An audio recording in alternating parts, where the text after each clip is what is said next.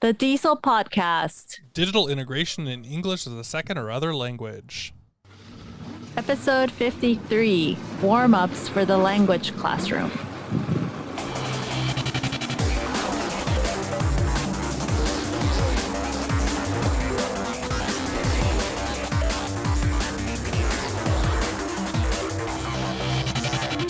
Welcome to DIESOL. This is episode 53. We are your hosts. I am Brent Warner. And I'm Michelle Reyes. Hey. Brent. Hi. O genki desu ka? Genki desu. Why are you asking me Japanese? Because I am recording from Japan. Hey. I am in the Aichi prefecture. Yeah, so we've now covered South America, or recorded from Colombia. Mm-hmm. Now recording from Japan. Yeah, this is like the most international show there is, right?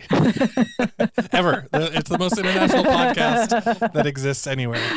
I'm just gonna say it. Nobody prove me wrong, please. Yeah. So how are you, Brent? Well, we've been holding on to that one for a little bit, right? Like we've kind of known that you're in Japan or traveling to Japan, and we had to hold that just because of the timing of when the episodes came out. Right. But how are you liking it? I love it.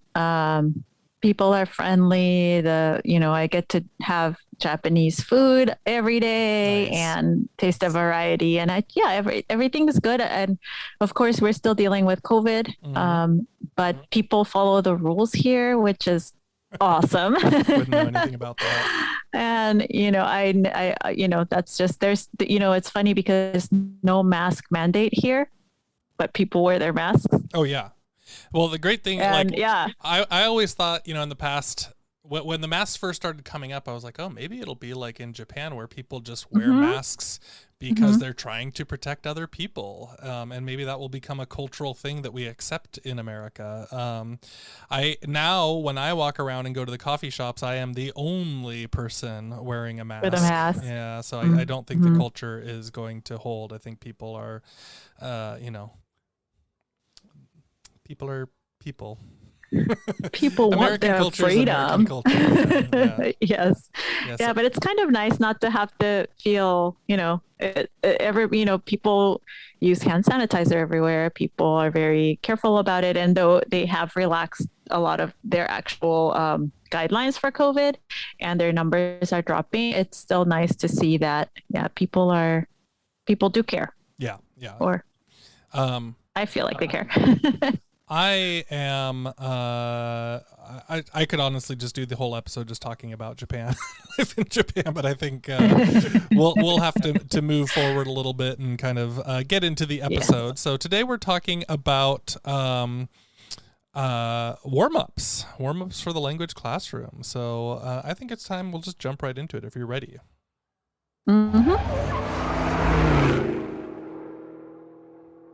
I love warm-ups. I actually love warm-ups because, if you're, opening up the class for the first time, or if you're introducing a topic, it's just fun to see how the students are going to react. Usually for me, that defines how I'm going to proceed with the activity.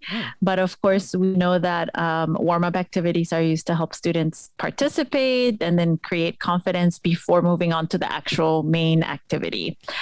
Wait, what do you mean? Sorry, Michelle, I just want to hold on. You say it guides what you're going to do. So if the warm-up activity doesn't go well, can you clarify that a little bit?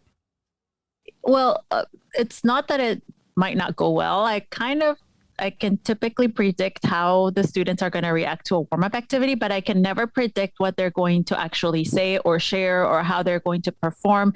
So I technically tend to use that warm-up activity as an informal assessment to see, the students are, number one, they're not really talking to each other. They don't seem to get along, or they're having trouble communicating, or it might be a group that gels very well together. And I think, I can actually push this one a little more, and I can give them a little longer with the warm-up. So it kind of sets the tone or pace for whatever I am about to introduce Nice. Okay, so that makes sense. So let's talk a little bit about why we do warm-ups. You kind of mentioned a little bit here, but let's jump into some reasons, because some people, it's very tempting when we have a limited amount of time to just go, we're just going to get right into the real content, right? But why is doing warm-ups important? Well, I mean, it's really important it gives you a little bit of a glimpse into where the students are at. Obviously, you're going to be generating some of their background knowledge and tapping into that. But for the students who don't have background knowledge, you want to create a point of reference, because oftentimes you might have a new student that has never talked about either a cultural point or that vocabulary activity or whatever that context it is that you're going to be giving them. You need to create a point of reference to later say, remember when we did this? And it actually helps them to track back and be able to recall. So that's why I think we do warm-ups. Yeah. I always love that too. It's like sometimes I tell my students, I'm like, yeah, I didn't just do that for no reason. You know, it's like not just a lot of times they think that the stuff I'm coming up with is just random, you know, and it's like, no, it's designed. I actually thought about it. Maybe not for very long, but I thought about it at least. So a couple of other things that I think that we could also talk about in terms of why we do warm-ups, and depending on where you are in the semester or what students are sitting together, whatever, just as general icebreakers, right? Like get, this idea of like, hey, you need to know these people that you're going to be talking to, right? And so it gives them the opportunity to really make friends with each other, and oftentimes friends with people that maybe they wouldn't have talked to otherwise, right? Right. And I love that at the end of the semester, like when I see like students are like, oh yeah, we were out at coffee together, or we went and had lunch together, or whatever that is. And it's like, oh, it's because they've had the opportunity to sit together and talk and maybe do something that's not high stakes and high pressure, right? And that's a great spot for where warm-ups are. And then also, the maybe the more fancy way of saying this is that idea of lowering the affective filter, right? Where they're opening themselves up a little bit to the idea of the language. Maybe they're mentally transitioning out of whatever they were doing before class, or wherever their headspace was before that. So I think there's a lot of these other parts to it that are kind of along the social emotional learning side of things that also have a lot of benefit with warm-ups as well. And it doesn't have to be that long of work. It can be pretty quick, something very quick. Yeah. And I think here's an important point. Sometimes there's students who are just really shy, and I always think of myself as a language learner.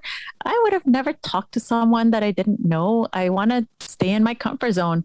So when there's something that's low stakes, you're going to make that contact in class. And then that's one of the things that I used to tell my students in university is you need to have two buddies that you exchange information with, just in case you're late, in case you're absent, in case an emergency arises, that you can ask for notes or ask for, the homework assignment. And that we don't, that it's a skill to be able to have someone, because once you go into the university, you're going to be surrounded by native speakers. And if you have not practiced reaching out to someone, then you're going to be all by yourself. And that can be isolating. Yeah. Well, there's so much stuff with language class and building interpersonal skills and all of those types of things. Right. I mean, it gets kind of brushed over, I think, a lot of the time, but it's super important. Right. Yeah, I totally agree with you there. So I found this post on a website called bridge.edu. I'd never heard of it before, but it looks pretty cool. Like there's some interesting information, but they were talking about warm-up activities, and they had a nice little list of like some of the things of what makes a good warm-up activity. And so I thought we might just kind of go back and forth through a couple of these points, because a lot of times we might not, I mean, I think once you have some experience, you do pretty well with warm-up activities, but sometimes like I spend like all this time and I'm like, okay, here's this warm-up activity. And it's like, I spent like 2 hours building a 5-minute activity. Less so these days than, in my earlier days of teaching, but I think we might consider what makes a good one. So, so you want to start with the first one on the list here? Yeah. So, an effective warm-up activity should be considerate toward the student's emotional and physical state when they enter the classroom. So let's say that it was a big weekend, they just finished midterm exams or et cetera, they might be tired, or if there was something happening out, like for example, the pandemic, right? We had to be very aware of that. Perhaps something's going on in the student's country, whatever it is, you might want to, use your warm up to energize the students and get them back to focus. So like you said, get them out of that headspace and into the classroom. So it's a transition to that. Yeah. The next one on here is making them simple to understand and simple to execute, right? I think if there's more than like 3 rules to it, it's probably not going to, I mean, it might be a fun game, or it might be like you get something you get more into, but I think with a warm up, you want it to be something that they can understand pretty quickly. And that's, not going to take more time to explain than you have time for the activity itself. Right. And so, as you said, it should be easy to carry out and require little to no preparation, because that's, we don't want to be spending our time inefficiently when we're supposed to be focusing on something else. But short and sweet. Yeah. The next one, age and level appropriate. This one, so I'll kind of share one that's kind of come up for me as a problem in the past, which was I brought something up, so I was like sharing like a Google page, or I guess it wasn't Google, it must have been Yahoo or something, but the ads that come on the side, they still use Yahoo here in Japan. Yeah. Oh, I know. I'm judging you for using Yahoo. Well, I don't know if it was Yahoo. I'm just trying to think of something that had advertisements Bing. on it, right? Yeah. Hey, come on. Internet Explorer. Poor Bing. You know when you talk trash on Bing on Twitter, they straight up respond to you. Like I've had them like come in mad at me and like, sorry Bing.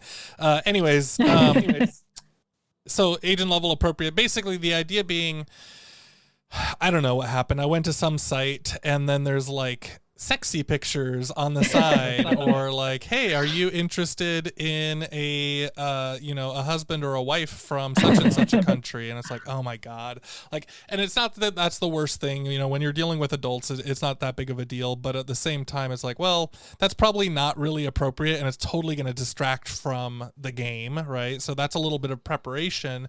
It's age appropriate, level appropriate, but also just like content appropriate too. Like, did you do a quick check to see that the site that you're going to be sharing, for example, is clear? Right. And I could piggyback on that, because if you don't check your it's hard if you think, oh, I'm just going to do a Google search for this and show them a picture. A friend of mine, a colleague, was trying to explain the word wart, W-A-R-T, to the students. The students didn't know wart. Ooh.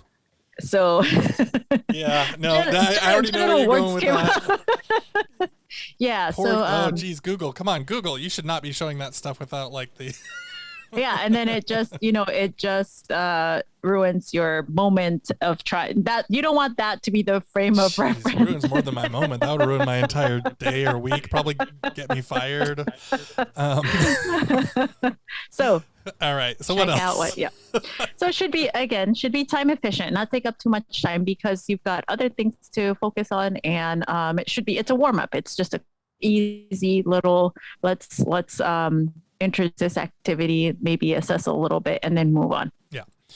They also said it should be interesting and appealing. So, find something that is going to be actually fun, right? Not some. There are some games and activities that are just like, oh, really? Do we have to do this thing, right? And so I would be, maybe reticent about the games that have been used a million times, like Hangman, or something. I don't even think that's politically correct in many places. I was reading somewhere they don't play Hangman anymore because of lynching. Geez. Yeah, and I mean that I feel like, wow. Yeah, good point. Build something instead of destroy. Build something. Yeah, build a block. I don't know. We'll have to come up with a different idea for that. Geez, I didn't even think about how horrible that is. Okay, so well, if you think about like what students that come from countries where hanging is an actual punishment, that's a trigger, and we don't think about that. Yeah, so don't play Hangman. I like that.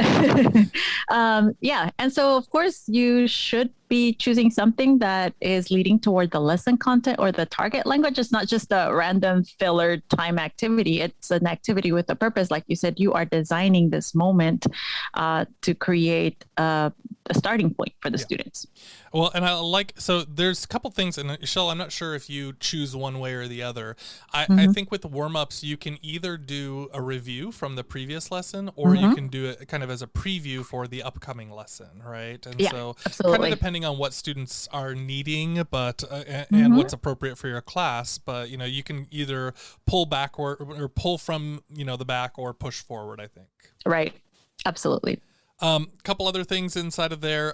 One was using mostly known vocabulary so that they can participate and be confident in it, right? Because this is not about trying to get you or, you know, do an aha or anything like that, right? It's just you want them to be able to participate. So same thing with the easy rules is like language that they can use to do it, right? Yeah. And then I threw this one at the end here myself, but I like the ones where teachers can play and teachers can also lose, right? So sometimes that little bit of students being able to beat their teachers at it, or if, you know, depending on what the game is, or play together with their teacher, it kind of makes that connection a little bit stronger for them as well. So I like it when the teacher's not just monitoring the whole thing, but also is able to jump in. So this is kind of just the basics. I mean, warm-ups are not like, you know, nothing big surprise or anything, but just some things to consider. I mean, geez, I certainly hadn't considered the hangman thing, but we'll jump on and we'll... You monster. I know, I am a monster. All right, MONSTER.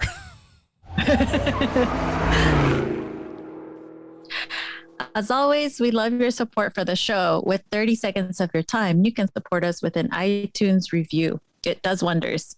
And as fall rolls out, you can keep us warm by buying us a coffee on Buy Me a Coffee. Yeah, a couple people have been buying us coffees, which is really nice. Thank you. Yeah, thank you. Michelle, I got a question. Can't ever go wrong with coffee. Yes. Oh, yeah, for sure. Yes, sir. If you could just choose for people to either leave a review for the show or send us money, which would you choose? I like the reviews. I like to hear people's feedback. It's nice to, like, the coffees are great when they come with a note, but which is fine. It just, you know, but I like to know what people found useful, or if someone, you know, if they're using an activity. I really like to know that because it sort of helps me to feel like, oh, this was useful. Providing some extra value. Yeah. I think I'm kind of in the same boat with you here. It's like, I mean, you know, we have a couple of things for sending money and for participating in those types of things, but at the end of the day, like, I think it's just, you know, we're teachers, we're not really doing it for money, right? It's that right. It's that feedback, it's the learning that we hope is useful. So I'm kind of on the same page there too.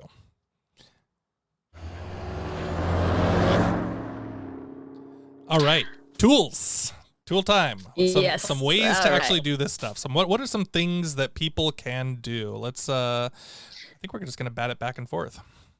Yeah. So what I really like to use, of course, this is we've talked about this many times before, but Jamboard is great for any kind of matchups. So you can have phrasal verbs and their meaning. You can have vocabulary words and their meaning. You can have pictures with a vocabulary word. You can have parts of a question and how you end the question. All sorts of matchups, and you can do them with students together, one at a time, or as a team, or 3 volunteers, just to, you know, get their brains going. Jamboard is kind of a quick prep, low tech also, I think, because the students don't necessarily need to have it. It's just, you could just have it projected. Oh, just have it up on the board. You mean projected up there? Yeah. Yeah, for sure. Yeah, Jamboard is great. And I mean, there's tons of different things that you could do for warm-ups with Jamboards, but I like that idea there too. So cool. So my first one I'm going to share is 20 questions. You know, the traditional game of 20 questions, asking yes, no. And even speaking of you being in Japan, when I was living in Japan many years ago, I had one of those. Did you ever see the 20 question ball? It was like a little digital ball.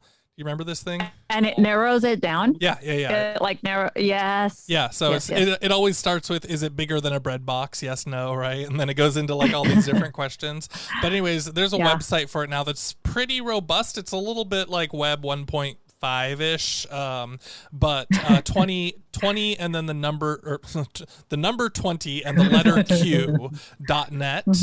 You can play the whole game on there, and then it's pretty cool because you can show it up on the screen just like you said, and then students can try to beat the computer. So if the computer gets it in less than 20 questions, then they lose, and if it takes longer than 20 questions, then the game, or then the students win, right? And so it's a pretty fun little one that gets students going, and it's not too hard because they're just kind of screaming yes or no, but they're also listening to question practice and kind of getting a sense of like, simple yes no questions. Is it, can it, right? Yep. Does it, right? Those types of things. So 20q.net is a great one that's, basically no prep, just popping it up on the board, but it can sometimes inspire some debate by students. So if they're like, no, it's not bigger than a bread box, it's smaller than, like whatever that is. So there's some fun stuff there too. That sounds cool. I used to have one of those for the Simpsons characters, and it would guess who the character was that you were thinking of, which is pretty cool. The website itself also has that too. So there's like categories. I can do. There's a separate section down below with like Star Wars, Disney, Simpsons movies. Like, so if you wanted to just play for a little bit more specific things, you can play that as well too, if your students are ready for it. The next activity I like to do is a word ladder. I don't know if you're familiar with word ladders. I'm not sure. So you start off with a word, and then you can replace one of the letters to form a new word, and you can continue on until you get to the final word that you want. So let's say, for example, you have the word cat that can become caught. C-O-C-A-T becomes C-O-T. Then caught can become dot can become dog, et cetera, et cetera, et cetera. And of course, those are 3-letter words, but you can have something more complex depending on what it is you want students to be talking about or practicing or thinking about. If it's sounds, if it's long vowel sounds, short vowel sounds. But there is a website that actually creates the word ladder sequence for you. So let's say you want to start with the word fight, and you want them to end up with the word mate. It will create that sequence of different words that you would have to get to get to mate. Oh, okay. So it's kind of cool. It gets them to think. It gets them to think about letter placement and how to shift over to the next letter and what they have to do. So it's kind of a cool warm up with words and spelling in many cases, maybe sounds as well. Nice. Okay. So I'm going to take it way back to super simple ones, but Pictionary I think is a great one for students, especially, if you're in a physical classroom, you can do this really easily with just having them stand at different sections of the board, right? And then one student's going to get the list of clues and the other student's going to get whatever, and they're going to be guessing. But you can also do it really easily online with all sorts of interactive whiteboards as well. And so I think we talked about Pictionary as an idea back when we did, some of our game episodes or interviews or something. But, you can pull one student up. If you're in a Zoom setting, you can just pull one student up, and then whoever types in the answer of what they're drawing first can be the fastest one. It doesn't take a lot of prep, and you can just give them the word real quickly. So the next idea is something that I learned from you, Brent, and that we use here on the show, and it's the PodDeck app, which is a random question generator. Because, coming up with unique questions that will get people talking and thinking, it can be challenging. And this app just has different decks that you can pull from. I've been using it right now to do conversation starters and answering questions, and also asking further questions after you've answered a question. Right. So for TOEFL, this is great because sometimes in interviews, you don't know what they're going to ask you during the TOEFL interview. and or any other English test. But you can create your own deck as well. Right now, I'm in a no tech classroom, so I use PodDecks to get ideas and then I write them out. So that also works. Yeah, great. So another one that I've liked when we're doing like stuff, kind of more like an intermediate or lower intermediate class, if you're doing directions, right? If you're doing kind of left, right, move forward or something.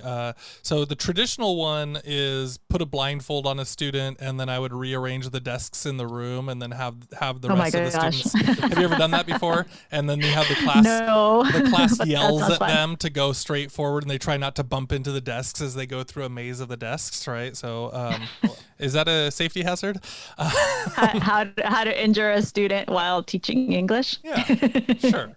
I mean, you could do it for yourself. You can make yourself be the blindfolded person. You monster. MONSTER. So I thought of another way to do this, though, that could be really fun, which is like the Google Maps, right? So you could actually give students a link to a specific drop-down place on the street view of Google Maps, and then you could try to get their classmates to guide them to the donut shop, or guide them to the school, or like find a place where they actually have to say, okay, you're going to start when you're looking at the McDonald's, right? And you're going to turn right and then go down one block and then turn left, right? And so they could actually physically walk through the city using the street view on Google Maps as a way to kind of learn directions as well. That is a great idea. I just this week we had the typical old school maps that come from a textbook that you probably photocopied that got locations and you filled in the map. My students have to learn how to give directions, of course, but some of my students are going to specific places. They already know where they're going. One is going to another state. One is going to another country. So if I can use Google Maps of that neighborhood where they're already know they're going to be, they can learn how to tell directions. And be a little bit more familiar. That's a great idea. I think I'm going to try it this week. Yeah, and you know what you can do, Esol, in a no-tech classroom, if you don't have access, you can download the Google Maps onto your iPad or onto your computer, so you can have like that neighborhood already loaded in, so you don't have to be connected to the internet for it as well. If you're not. That's a great idea, and yeah, good point here that you can't have Google Maps offline. I'm going to try that because, of course, you want to recreate the situation as realistically as possible. And, our neighborhoods are not just parallel blocks all the time. So cool. Nice. So the next activity I have is our good old Scattergories. It's a category game, but there is a website. It's called Scattergoriesonline.net, and it'll be on the show notes, where you can decide which categories, how the length of the word to choose from, and you can decide how many players or what how long of the time you have. But you can do this especially if you're teaching online, or just put it up on the board. You don't have to have the actual physical game. Nice. You could also, it's just like a generator, but it's again one of those 1.0 web 1.0 type things, but it does the job. You don't need to have all that extra stuff. So So speaking of the advertisements, I'm clicking in and looking at it right now, and the first thing that's coming up is the new season of Dexter, and it says "Time to Kill." And so, hey, I've got a pop-up blocker, so I see none of that. There you go, pop-up blocker. I have a pop-up blocker. Put that in the show notes. Sorry. Too. All right. So next one up, I think I've talked about this a few times over the years, like Rory's story cubes. Yeah. Just really great, kind of same thing as like the emoji sentence builder or the emoji power paragraph, which we did a blog post a while back, the power emoji power paragraph and those types of things. But basically just the idea of like bringing up images as ways for people to start talking to each other. So so if you do Rory's story cubes, I have it on my iPad or on my phone, and I put put it on the projector and I just tap the button and it brings up 3 little dice pictures or 4 little dice pictures, and students can talk to each other and try to make a story out of whatever they're seeing on there. So that's a great one. It takes almost nothing. It takes a lot longer to connect it to the projector than it does to start playing the game. Cool. Well, the next one I have came from, it's an idea from the podcast Brains On. It's a children's podcast, but it's got a lot of complex structures and academic language that benefits our ESL students. So I use it in the classroom for adults and higher ed very often. But in the show, they have something called a mystery sound, and they always take a break and they'll give you the mystery sound. Then they play their ads, and then you come back to the mystery sound and you have to guess what that is. And I tried it this week, and only one of my students got the mystery sound. It was the sound of popcorn popping. But there's this teacher online. His YouTube account is Mr. Teach, and he's got videos of mystery sounds. So for example, 10 mystery sounds, 20 mystery sounds. And this is really great if you're trying to generate vocabulary, descriptive vocabulary. So for example, one student knew the word popcorn and knew the word pan and knew the word popping. The other students gave something not random, but it also gave me an idea of what they knew, what they could use to describe. Oh, because you can see the limits of their vocabulary as they're trying to describe it. Oh, yeah, that's cool. Yes. And so, but it's kind of a cool thing to start off with. And of course, if you can tie this to something you're about to introduce, if it's, let's say you're talking about animals and habitats, then you could have different animals. I know teachers who have used the sound of dolphin, different sounds of different calls that dolphins make. Oh, can you make one of those sounds for us, Esol? No, I don't speak dolphin. I don't speak dolphin Japanese, so no. I've got to be culturally appropriate. One of these days, I'm going to get you to try to play along. Yeah, come on, dolphins are not offended. I know how to make a snail sound. Oh, how's that go? Ready? Listen. Very clever. I bet you they're picking up the microphones of motorcycles driving by in the background. They're like, that's not what a snail sounds like. Well, next time you need it. Anyway, Mr. Teach on next YouTube. Next time you need a great joke, hit up Esol. Ha ha ha, you monster. MONSTER. All right. Last one is my last one. I don't know if you have more beyond this, but I think this might be the last one, which is camera games. So one of the cool things about having camera games. Is this related to Squid Games? No. Well, I don't think so. I mean, I wasn't planning on killing any of my students for losing this warm-up activity. Just giving them directions in the classroom and killing them that way. So I was thinking, everybody has a camera in their pocket, and like maybe doing something like just walking around the classroom and trying to take like macro pictures of something or something from a unique angle and trying to make, and then just having your classmates guess what your picture is of, right? And so, so you could just do simple things with the camera and just like take a picture and then show it to somebody and then talk about that, right? And so, if you get creative, like you could see all sorts of different possibilities with like ways that you can see things or ways that you can talk about things. I think it's kind of a parallel to the mystery sounds, right? But they're creating the mystery pictures. I was just listening to a podcast on a book called Zoom, where the book zooms into something and then you go to the next picture and it zooms out a little bit and you start to see what that is, but your first impression is never what that end picture is. I have no idea what you just said. What? So, a macro of something, right? This is a book? Yeah, it's a book. A picture book? A picture book. Okay, it's not a. No, but it reminds me of that because you're, taking a picture of something and your initial impression is, I don't know what this is, or you have guesses, but then at the end you're zooming out to see what that is. Yeah, well, you know what you could do with this game too? You could actually just do it that way, like take a regular picture and then just pinch and zoom into a section, and then when your classmate guessed, then you could pinch out and see actually the whole thing and see if they got it right too, right? You mean use the zoom function?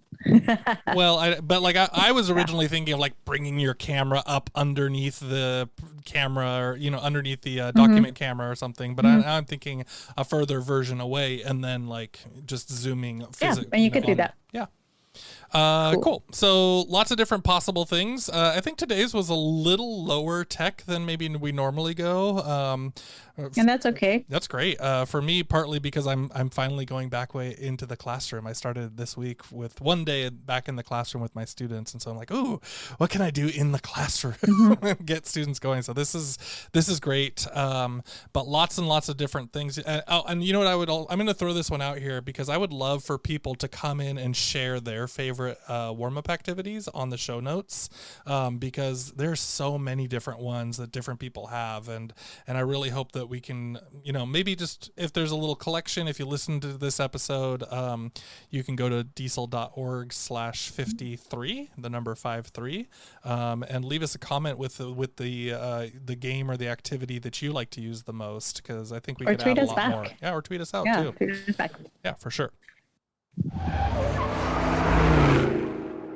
It's time for our fun finds, and this time around I have the Stickerly sticker app. What's that? And you can make stickers of anything you want. So I happen to have a lot of funny pictures of my nephew. He makes a lot of funny faces, and now that's just become, in the generation of memes and emojis and reacting with pictures, I love to react to comments that my friends make with like a funky picture of my nephew, like either scrunching up his face. Stickers, you're talking about digital stickers like on your phone. Yeah. I thought you meant stickers, like a real sticker. I'm old. Sorry, when I think of stickers, in my day when we said stickers, they had to stick to something.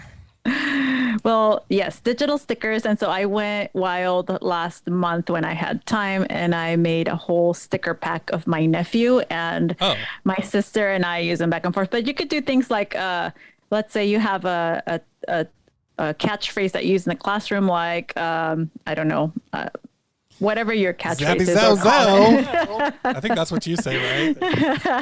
Michelle's always good morning. I always say good morning, sunshines, especially when they're coming on a Monday morning and they're like, oh, it's Monday. So you could do something funny. Sometimes teachers have WhatsApp or iMessage groups to communicate with students. And depending on what your class understanding or agreement is with social media, you can do stuff like that. But you can take anything and make it a sticker. It doesn't have to be a photo. It could be text. So can you build? So you're saying you could build stickers of yourself doing like different poses and stuff like that? Oh yes. Mm-hmm. Nice. Yeah. So that it's kind of cool. It lightens up the mood in a group conversation about Monday's homework or Friday's assignment to do something on the weekend, and if that's if you're communicating with your students that way. So Stickerly sticker app, it's free. It's Zabby Zow Zow delicious. Now I have to make that happen. Post it on the medias. It's going to be a monster picture with your face on it. MONSTER. So mine is... so speaking of being old and not knowing the difference between a digital sticker and a regular sticker, mine is the Theracane, which is like, when you get like a kink in your neck or in your back or something like that. And by the way, these when you're old, these things were all over Japan. It's like a hook, right? And you put it over your shoulder, and then you pull on it, and you like rub out the knot in your back or whatever the muscle is. And it's funny, the pictures on the little instruction booklet that come with it are hilarious, but there's also like you can put it up against a wall and like dig into a knot in your lower back or like in your thigh or all sorts of different things. But anyways, I got this thing and I got like I tweaked my neck a little while ago. So anyways, I've been trying to like physical therapy it, but the Theracane has been a great little tool for getting older. You is old. Yeah. Well, thank you.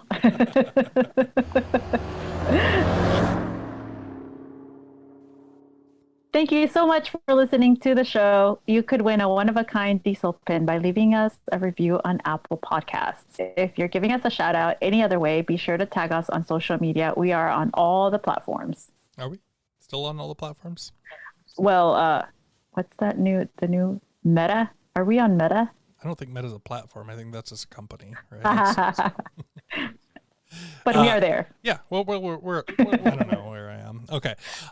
We also have Patreon, buy us a coffee. You know, those are great too. If you're looking to support the show, we do really appreciate it. And we're still, I'm not the best at it, but we're trying to figure out ways to like make it a value add on top of everything else too. So Patreon, all the links to this are in on the website at diesel.org. For the show notes and other episodes, you can check out diesel.org/53, the number 53. And of course, you can listen to us on Voice Ed Canada. That's voiced.ca. The number one place I think to find us is still on Twitter. So you can find the show at DieselPod, DIESOLPOD, and you can find me at Brent G. Warner. You can find me, Esol, at IXY_Pixie. That's IXY_PIXY. In Okinawan Japanese, thank you is Nife Debiru. Nife Debiru for tuning in to the Diesel podcast. Thanks, everybody. Bye.